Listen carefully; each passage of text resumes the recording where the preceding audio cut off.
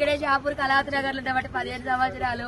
అది ఇక్కడ అందరు లీడర్లతోని అందరితోని మంచిగానే ఉంటది. దాని బిడ్డకు ఇన్స్టాగ్రామ్ లో శివ అనేటోడు పరిచయం అయిందంట. అది ఒక 5 డేస్ కింద లేచిపోయింది.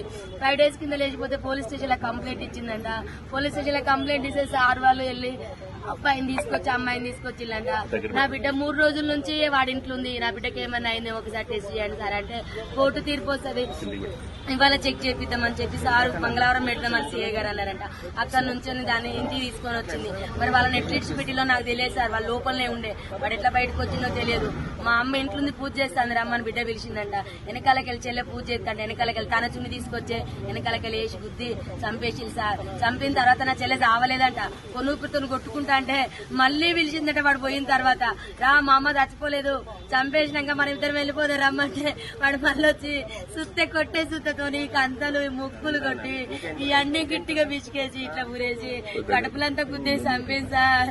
నా చెల్లె ముక్కు నుంచి బ్లడ్, నోటి నుంచి బ్లడ్, ఇల్లంతా పెలుగులాట చేసింది. వాళ్ళిద్దరితో మస్తు కొట్లాడింది నా చెల్లె బ్రతకడానికి, కానీ అవ్వలేదు. నా చెల్లె పెద్ద బిడ్డ చేసింది సార్.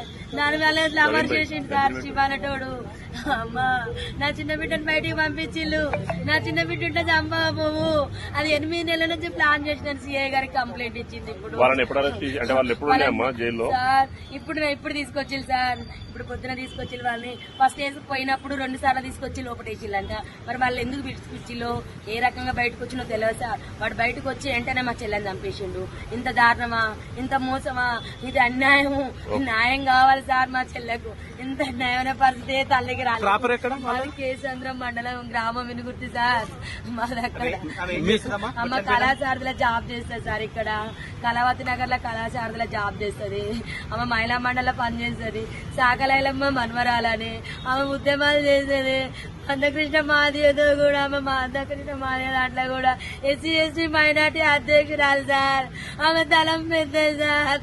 ఆమె సాగు చిన్నది సార్.